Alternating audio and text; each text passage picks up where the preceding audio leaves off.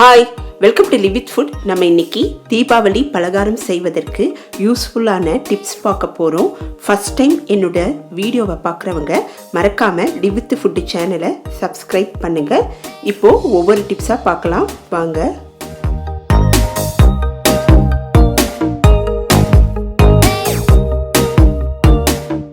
தீபாவளிக்கு ஸ்வீட் பண்ணுறதுக்கு சர்க்கரை பாகு தயார் பண்ணுவோம். அப்போது சர்க்கரையில் நிறைய அழுக்கு இருக்கும். அதை எடுக்கிறதுக்கு காய்ச்சி ஆற வைத்த பால் ஒரு சொட்டு விட்டுட்டு நம்ம சிம்மில் வச்சோன்னா 2-3 நிமிஷம் மேலே இந்த நுரை மாதிரி நமக்கு கிடைக்கும். அந்த நுரையை தனியாக எடுத்துட்டோன்னா சர்க்கரை பாகும் க்ளீன் ஆகிடும். நம்ம ஈஸியாக தீபாவளி ஸ்வீட் பண்ணிடலாம்.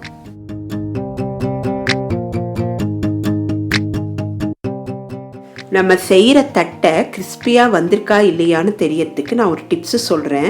தட்டையை ஆயிலில் போட்டோன்னே இந்த மாதிரி சுற்ற ஆரம்பிக்கும். இந்த மாதிரி சுற்றிச்சின்னா தட்டை கிறிஸ்பியாக வந்திருக்குன்னு அர்த்தம்.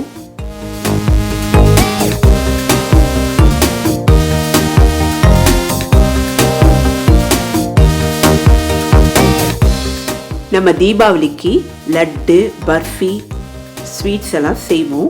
அதனோட சுவை இன்னும் அதிகரிக்கிறதுக்காக லட்டு, பர்ஃபி செய்யும்போது கோவாவையும் சேர்த்து செஞ்சோன்னா அதனோட சுவையும் அதிகரிக்கும், குவான்டிட்டியும் நமக்கு நிறைய கிடைக்கும். கோவா ப்ரிப்ரேஷன் லிங்க்கை நான் டிஸ்கிரிப்ஷனில் கொடுத்துருக்கேன். இந்த டிப்ஸ் உங்களுக்கு யூஸ்ஃபுல்லாக இருக்கும்.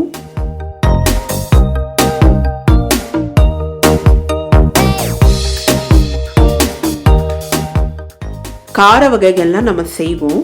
முறுக்கு, தட்டை இதெல்லாம் தீபாவளிக்கு செய்வோம். அதை சுட சுட எடுத்து நம்ம கண்டெய்னரில் போடக்கூடாது. நல்ல சூடு ஆறின பிறகு நம்ம கண்டெய்னரில் போட்டு வச்சோன்னா நாள்பட கிறிஸ்பியாக இருக்கும்.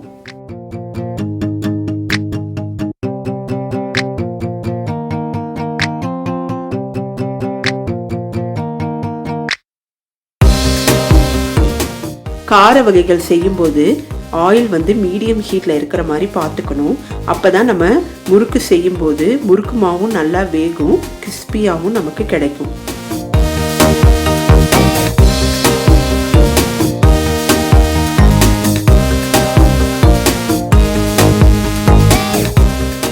நம்ம தீபாவளிக்கு கார வகைகள் செய்யும்போது பெருங்காய கட்டியில் இந்த மாதிரி வெதுவெதுப்பான தண்ணீர் விட்டு வச்சிடணும். நம்ம மாவு பிசையும் போது அந்த பெருங்காய தண்ணீர் விட்டு செஞ்சோன்னா சுவையும் நல்லா இருக்கும், முறுக்கும் மனமும் அதிகரிக்கும்.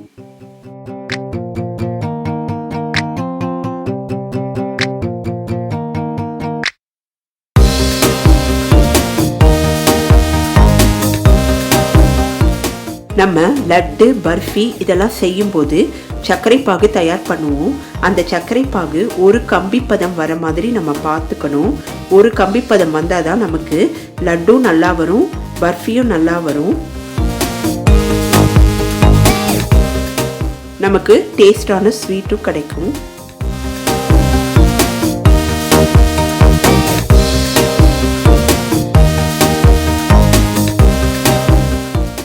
நம்ம தீபாவளிக்கு பாயசம், வெல்லம் கலந்த ஸ்வீட் எல்லாம் பண்ணுவோம்.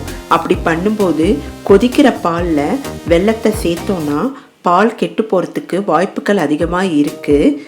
பாயசம் பண்ணும்போது அடுப்பை ஆஃப் பண்ணிவிட்டு கடைசியாக பால் சேர்த்தோன்னா பாயசம் நமக்கு நல்லா வரும்.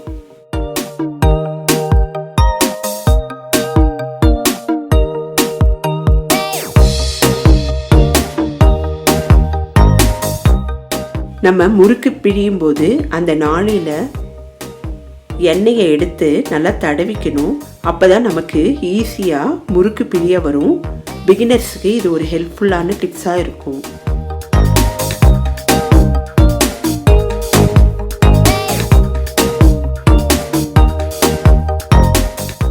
நம்ம ஸ்டஃபிங் ஸ்வீட்ஸ், போலி அந்த மாதிரி பண்ணுவோம்.